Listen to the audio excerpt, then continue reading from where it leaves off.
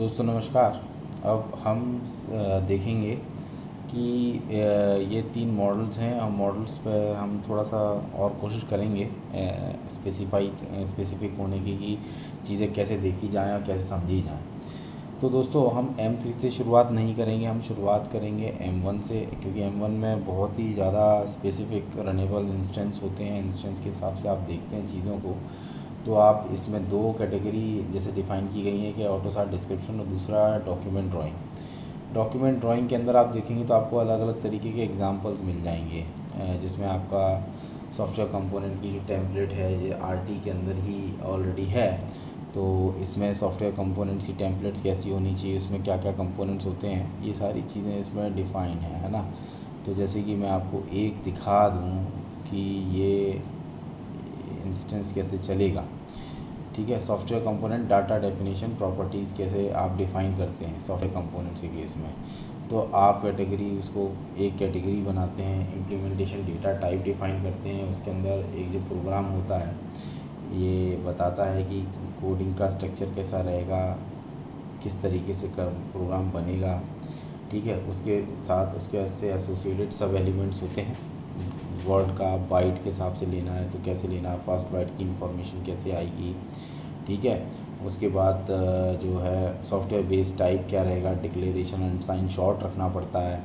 ठीक है, इनके आपस में एसोसिएशन कैसे होते हैं। अब इसको थोड़ा सा ऐसे करके देखते हैं तो और अच्छे से दिखेगा, है ना। तो इसमें ये है आपका डेटा टाइप यूनियन, और डेटा टाइप यूनियन के साथ जो है अलग अलग जो है वेरिएशंस हैं। बेस टाइप है, बाइट्स और बिट्स को कैसे हैंडल करना है। तो यदि ये वैल्यू से लेना है तो आप यहाँ इसको इस कैटेगरी को फॉलो करेंगे, और यदि आपको बाइट से लेना है तो आपको फर्स्ट वैल्यू, है ना, और सेकंड वैल्यू, इस तरीके से उनके डेटा डेफिनेशन प्रॉपर्टीज़ डिफ़ाइन करो, उनको यूज़ करो। और जैसे ये वाला जो है इसमें क्या होता है, आप माई यूनिट आप एक बेस लेते हो 8 अनसाइंड इंट बेस 8 को यूज़ करके सॉफ्टवेयर बेस टाइप क्लियर करके और फिर इसको बनाते हैं। तो बेसिकली अब ये इसके अंदर कोड में क्या होगा ये डिफरेंट स्टोरी है, क्योंकि आप इसे कोड को गौर से देखेंगे ना तो इसमें इसने लिखा है first byte unsigned character, second byte unsigned character, और ये बाइट के फॉर्म में इसको ले रहा है। ठीक है, अनसाइंड शॉर्ट वर्ड, ये इसका प्रोग्राम का स्ट्रक्चर है।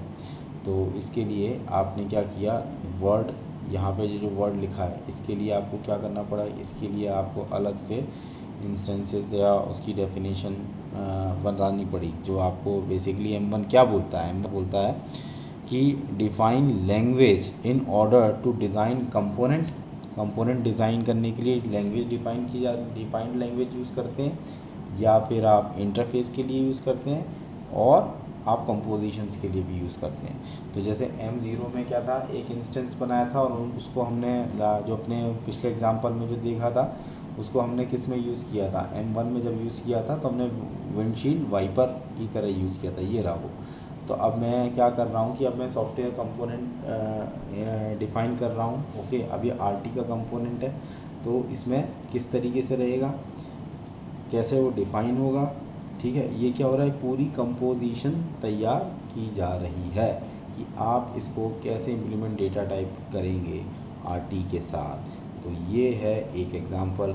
इसी तरह से यदि हम चाहें तो और भी एग्ज़ाम्पल्स देख सकते हैं, और इसमें बहुत ज़्यादा ही इन्फॉर्मेशन है, पढ़ने के लिए बड़ा मज़ा आता है जब मैं इसको देखता हूँ ना। तो इसमें एक ये चीज़ और है, ये तो वही चीज़ है ना, ये भी मैंने दिखा दी थी आपको। टारगेट प्रॉपर्टीज़ कैसे करते हैं, ये पॉइंटर को यूज़ करेंगे, सॉफ्टवेयर पॉइंटर टारगेट प्रॉपर्टीज़। तो जब आप पॉइंटर्स को यूज़ करते हैं तो उसकी टारगेट बाई रेफरेंस उसको कॉल करना है। ठीक है, कांस्टेंट की तरह यूज़ करना है। इम्प्लीमेंटेशन डेटा टाइप आपका स्ट्रक्चर होना चाहिए।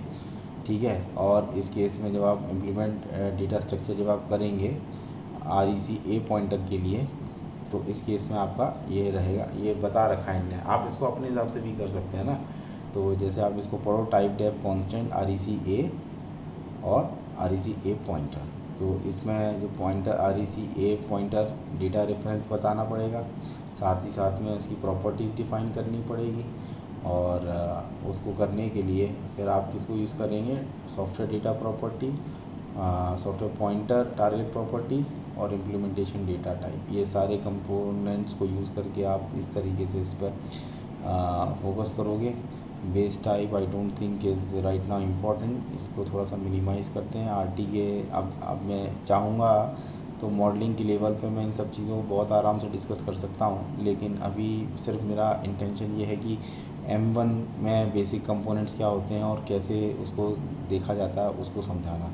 तो ऑटोसार्ट डिस्क्रिप्शन में आप जाके देखेंगे, सेम आरटी को एक बार देखेंगे। अब इसमें बहुत अच्छे से आरटी समझाई गई है कि आरटी बनाने के लिए आपको क्या क्या, आरटी का फुल फॉर्म क्या था, ये मैं आपको, आप मेरे को कमेंट सेक्शन में बताइए, क्योंकि हमने अपने ऑटोसार का जो आर्किटेक्चर तो ऑलरेडी देख ही लिया है, तो उसमें हमने ये सारी चीज़ें डिस्कस की थी।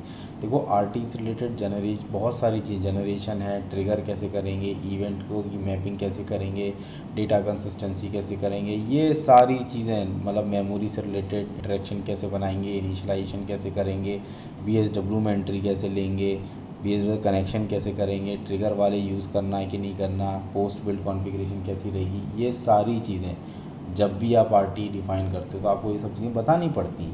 अब यदि आपको इतना सारा काम एक आरटी से रिलेटेड करना है तो आपके पास ये जानकारी नहीं होगी तो आप कैसे करेंगे, ठीक है। अब इसी चीज़ को इस डायग्राम के फॉर्म में आप देखेंगे तो हमने यहाँ मॉडल डेफिनेशन में मॉडल डिफ़ाइन करा। जनरेशन के लिए आपको क्या चाहिए, मल्टीप्लिसिटी, अपर मल्टीप्लिसिटी और लोअर मल्टीप्लिसिटी दोनों को यूज़ करना है, कैसे करना है, कब करना है, कौन कौन से कंपोनेंट में करना है।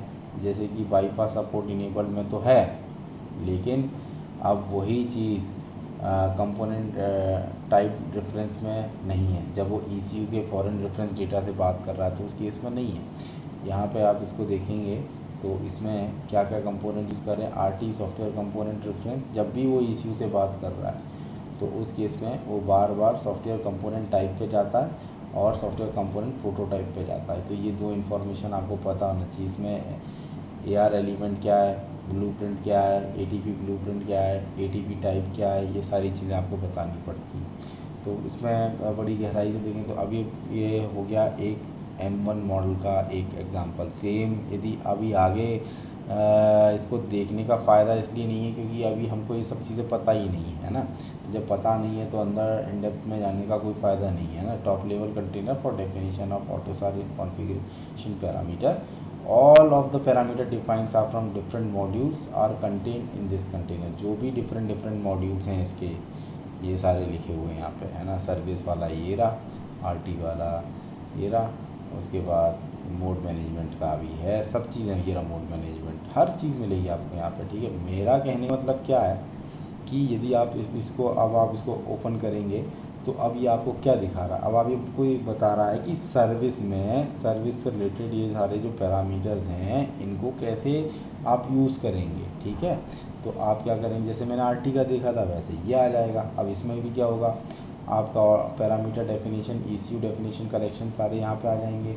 अब जो अलग अलग जो इंस्टेंसेस थे या मॉडल्स थे, जो फंक्शंस थे, उन सबको आप यहाँ पे डिफ़ाइन करेंगे। मॉड्यूल से इंफॉर्मेशन आएगी, फिर आपको डेफिनेशन बतानी पड़ेगी। ये बेसिकली इन सब से मिलके ही बना है। तो ये अब अच्छा, ये ऐसा नहीं कि मैं इसको देख के ditto as it is copy करूँ। ये मैं जब मैं कोडिंग करूँगा या मैं इंटीग्रेशन करूँगा तब उस केस में ये सारी चीज़ें काम आती है। तब आपको ये डायग्राम यदि आपके पास नहीं होगा तो आप बताइए आप इसको कैसे कर पाएंगे, है ना। तो ये सारी चीज़ें हैं। इसके बाद पैरामीटर डेफिनेशन है, कौन कौन से पैरामीटर हैं। जैसे आप फ्लेक्स रे यूज़ कर रहे हो, है ना, कैन यूज़ कर रहे हो, फ्लेक्स रे ग्लोबल टाइम स्लेव, मतलब बहुत सारी चीज़ें। ये समय के साथ धीरे धीरे जब आप इसको देखोगे ना तो ही समझ में आएगा। अभी हम दोबारा से लौट के आ जाते हैं, अपने M1 पे टिकते हैं और हम M1 को ही ख़त्म करने की कोशिश करेंगे। मिसलेनियस के अंदर एक बार देख लेते हैं क्या है। मिसलेनियस के अंदर क्या है, वही सारी चीज़ें। ये मेरे को लग रहा है इसी को ही खुल गया है दोबारा से। यूजुअली जब इसको डबल क्लिक करते हैं तो बता देता है, एनीवे नहीं आ रहा है ना। पैरामीटर डेफिनेशन का ये था और दूसरा था ये वाला जो अभी ओपन होएगा। ये रही पैरामीटर डेफिनेशन। ECU से रिलेटेड कौन कौन से पैरामीटर्स होते हैं उनको कैसे यूज़ करना है, ये रही पूरी डेफिनेशन। तो ये एक ब्लॉक के फॉर्म में ऐसे बहुत सारे कंपोनेंट्स हैं ना, तो ये बहुत अपर लेवल पे चला गया। तो जब आप शुरुआत करेंगे तो हो सकता है कि आप इस पे ना रहें, आप मोस्टली एप्लीकेशन से शुरू कर सकते हैं, शुरुआत जो होती है। तो आर टी ओवरव्यू से आर टी ओवरव्यू कंप्लीट वाला ये जो डायग्राम है ना, ये 2 डायग्राम्स हैं, यही आर टी ये सिर्फ स्टैंड अलोन आर टी का है ना। और इसके केस में क्या, ये बी एस डब्ल्यू के अलग अलग कंपोनेंट से कैसे इम्प्लीमेंट कम्युनिकेट कर रहा है। तो उसके लिए तो आपकी बी एस डब्ल्यू की मॉडल की टेम्पलेट चाहिए, आपको ECU डिस्क्रिप्शन टेम्पलेट चाहिए। ये 2 इन्फॉर्मेशन आप के थ्रू, अब ये जो इन्फॉर्मेशन है R T B S W configuration की, ये इन दोनों में जाएगी और ये अपग्रेड्स होंगे। और फाइनली जो है मॉडल डेफिनेशन, इसकी जो मॉडल डेफिनेशन फ़ाइल है उससे इस पूरी चीज़ का एसोसिएशन है। ठीक है, इसी तरह से ट्रिगर कॉन्फ़िगरेशन का भी आप देखेंगे, ट्रिगरिंग इवेंट कैसे बनाना है ना। अब हर चीज़ अपने आप में पूरी तरह से वेल डिफाइंड है। तो दोस्तों आज मेरे को लगता है कि आज की वीडियो के लिए इतना ही बहुत है। आप ये मॉड्यूल खोलिए और M1 से रिलेटेड यदि आपके कोई भी डाउट हो तो आप कृपया मेरे को कमेंट सेक्शन में ज़रूर बताइए। धन्यवाद।